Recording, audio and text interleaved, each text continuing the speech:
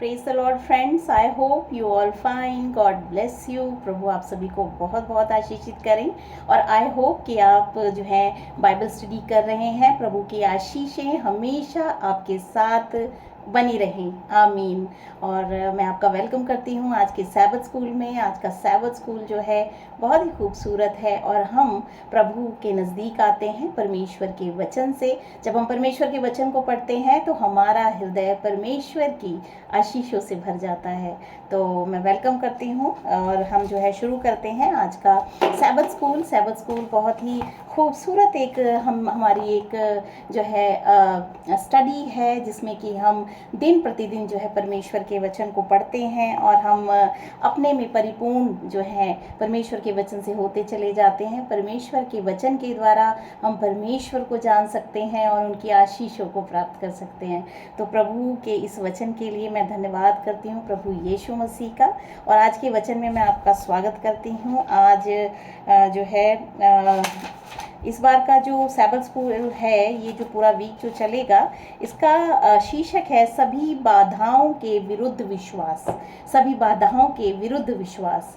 हमारा जो विश्वास है वो बढ़ता चला जाना चाहिए और हमारी ज़िंदगी में बाधाएं आती हैं, क्लेश आते हैं, लेकिन परमेश्वर का वचन जो है वो हमेशा जो है हमें विश्वास में बढ़ाता है। तो हम बाइबल स्टडी जब करते हैं तो हम देखते हैं कि हम परमेश्वर के वचन में निरंतर बढ़ते चले जाते हैं और इसका मतलब ये होता है कि हमारा विश्वास स्ट्रांग होता चला जाता है। तो सभी बाधाओं के विरुद्ध विश्वास, सभी बाधाओं को चीरता हुआ जो है हमारा विश्वास होता है और वो हमें विजय दिलाता है। तो आज के उसमें हम जो है अध्ययन में जो हम अध्ययन करेंगे, इसका शीर्षक है केवल परमेश्वर का वचन। केवल परमेश्वर का ही वचन है जो कि हमें परमेश्वर के और नज़दीक लेके आता है और हमारे जीवन में जो उद्धार का जो प्रोसेस है, एक प्रक्रिया है, वो होती ही चली जाती है। परमेश्वर का वचन ही हमें हमारी परेशानियों से निकाल के हमें परमेश्वर के विश्वास में बढ़ाता है। तो परमेश्वर का जो वचन है वही केवल हमें जो है उद्धार हमारा करता है। और परमेश्वर का वचन, प्रभु यीशु मसीह ने कहा, हे पिता सत्य के द्वारा इन्हें जो है शुद्ध कर। तो सत्य के द्वारा जब हम यीशु मसीह को जान के हम परमेश्वर के वचन को जानते चले जाते हैं तो हमारा हृदय शुद्ध होता चला जाता है और हमारा जीवन शुद्ध होता चला जाता है। तो इसमें हम बाइबल की कुछ वर्सेस को पढ़ेंगे। इसमें भजन संहिता अध्याय 119 का 103, 104 और 147 और 162 4 वर्सेस हैं। इसे हम पढ़ेंगे और इसमें एक क्वेश्चन यहाँ पे दिया है, परमेश्वर के वचन के प्रति दाऊद का क्या दृष्टिकोण था, इसका सुधारकों पर क्या प्रभाव पड़ा और यह आज हमारे जीवन को कैसे प्रभावित करता है। तो परमेश्वर के वचन के प्रति जो हमारा दृष्टिकोण है वो हमारे जीवन को प्रभावित करता है। जब हम परमेश्वर के वचन को ग्रहण करते हैं, हर दिन अपनी ज़िंदगी में जो है इसे अप्लाई करते हैं, तो हमारा जीवन जो है परमेश्वर के जो है और भी शुद्धता में बढ़ता चला जाता है। परमेश्वर की शुद्धता, परमेश्वर की धार्मिकता, हमें पवित्रता हमें प्राप्त होती है। तो इसमें 4 वर्सेस को मैं पढ़ना चाहूँगी। लिखा है 119 का 103 वर्ष बताती है, फिर वे कुटिलता का काम नहीं करते, वे उसके मार्गों में चलते हैं। 104 वर्ष बताती है, तूने अपने उपदेश इसीलिए दिए हैं कि वे यत्न से माने जाएं। मैंने पाँव फटने से पहले दुहाई दी, मेरी आशा तेरे वचनों पर थी।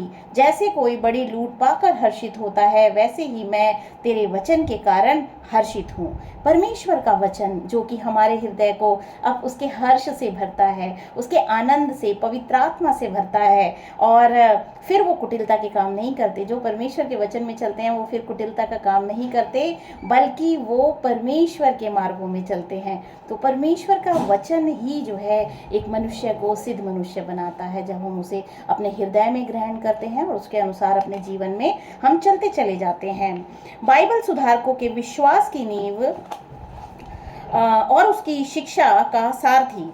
वे समझ गए कि वे प्रेरित क्योंकि वे समझ गए कि वे प्रेरित क्योंकि तुमने नाशवान नहीं पर अविनाशी बीज से परमेश्वर के जीवते और सदा ठहरने वाले वचन के द्वारा नया जन्म पाया है। यहाँ पे पहला पत्रस अध्याय 1 और उसकी 23 में ये वर्ष लिखी हुई है, क्योंकि तुमने नाशवान नहीं पर अविनाशी बीज से परमेश्वर के जीवते और सदा ठहरने वाले वचन के द्वारा नया जन्म पाया है।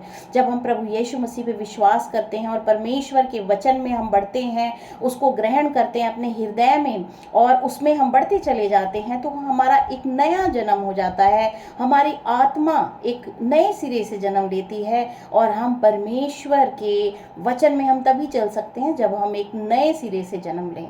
जब हम पवित्र आत्मा से जन्म लेते हैं तो हम परमेश्वर के वचनों में बने रहते हैं। और दाऊद यहाँ कहते हैं, जैसे कोई बड़ी लूट पाकर हर्षित होता है, वैसे ही मैं तेरे वचन के कारण हर्षित हूँ।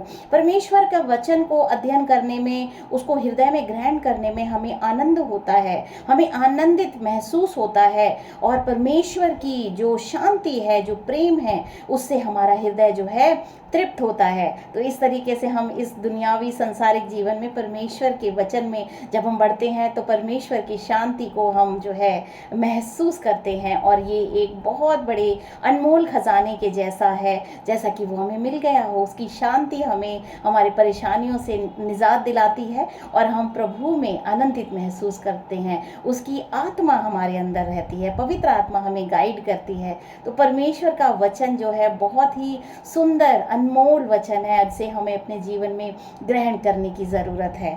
आगे पतरस बताते हैं, उन्होंने हर शब्द को संजोकर रखा, जैसे जैसे उन्होंने इसके पन्ने पढ़े और इसके वादों पर विश्वास किया, उनका विश्वास मजबूत हुआ। जब हम बाइबल पे विश्वास करते हैं तो हमारा विश्वास मजबूत होता जाता है प्रभु यीशु मसीह में, क्योंकि ये बाइबल ही है जो प्रभु यीशु मसीह की गवाही देती है। और उनका साहस नवीनीकृत हुआ। आप देखेंगे उनके चेलों का साहस इतना अतुल्य था कि वो नवीनीकृत, हर दिन वो अपने को परमेश्वर में और भी मजबूत दृढ़ संकल्प जो है संकल्पी समझते थे। तो परमेश्वर के वचन के सभी वादों के साथ उनमें परमेश्वर के वादों को जो कि बाइबल में लिखे गए हैं, उन वचनों से उनको साहस मिलता था। परमेश्वर की पवित्र आत्मा का साहस उनके साथ होता था। उनमें वह हमसे व्यक्तिगत रूप से बात कर रहा है, सीधे बात कर रहा है, जैसे कि हम उसकी आवाज़ सुन सकते हैं। बाइबल के द्वारा, परमेश्वर के वचन के द्वारा जो है परमेश्वर की पवित्र आत्मा हमसे बात करती है। परमेश्वर खुद बात करता है और वो हमें आवाज़, ऐसा लगता है कि वो हमें आवाज़ दे रहा है, वो हमें बुला रहा है।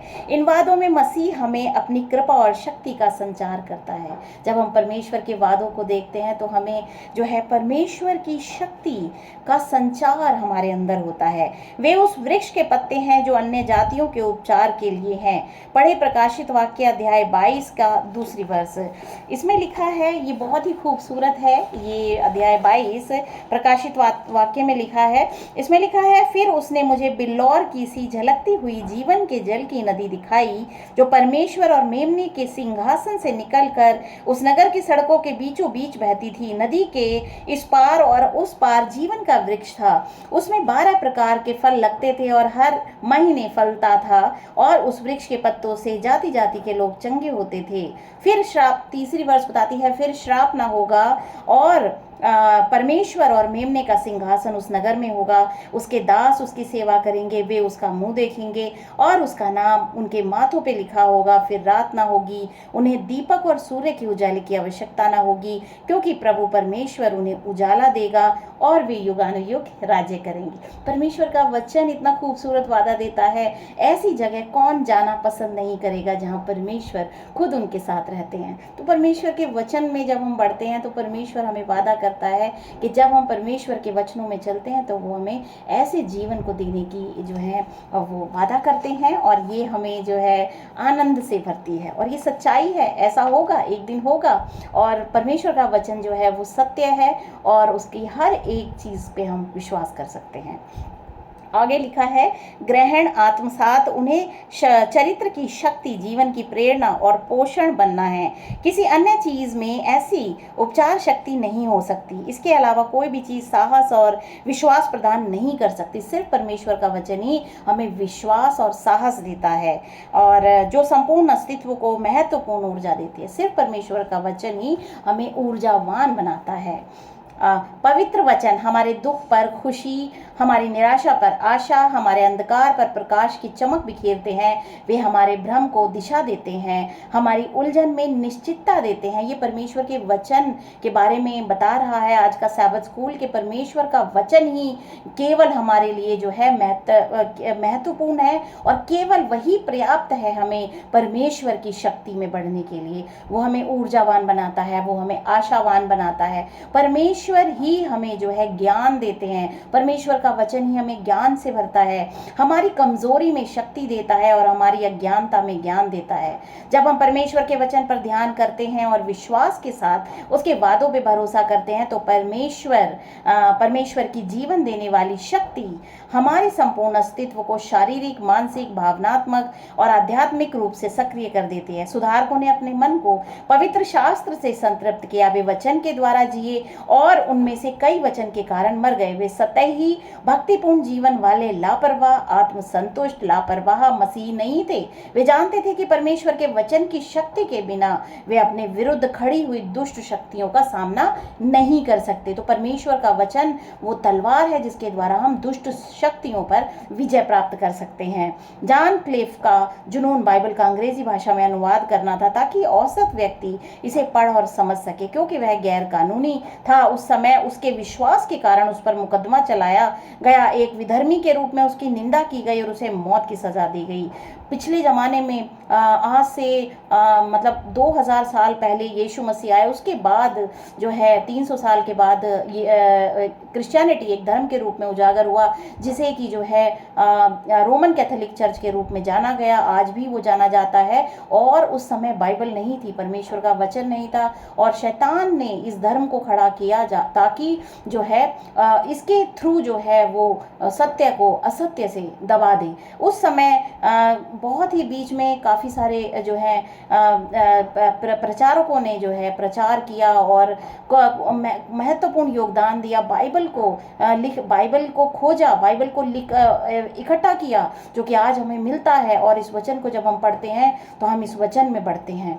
तो ये बहुत ही लंबा प्रोसेस था इस बाइबल को, परमेश्वर के वचन को इकट्ठा करके हमें देने का, और परमेश्वर का वचन आज हमारे पास है, संपूर्ण धरती के ऊपर पाया जाता है। जिसे हम पढ़ें तो हम परमेश्वर को जान सकते हैं, और मनुष्य के उद्धार का रास्ता जो है वो तय होता है।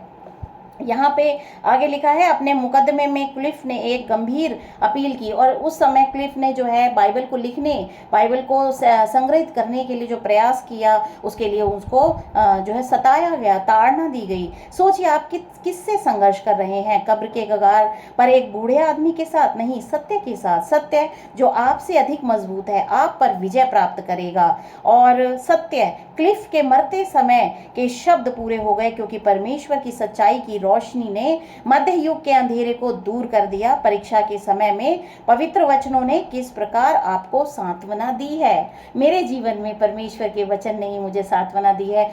और मैं एक चीज बताना चाहूंगी, परमेश्वर का वचन बताता है, शापित है वो इंसान जो कि मनुष्य पे भरोसा करता है, आशीषित है वो इंसान जो कि परमेश्वर पे भरोसा करता है। तो हम परमेश्वर पे भरोसा करें और परमेश्वर के वचन के द्वारा उसके मार्गों में चलें, तो हम जो है बचाए जाएंगे। प्रभु आप सभी को आशीष दें। आमीन।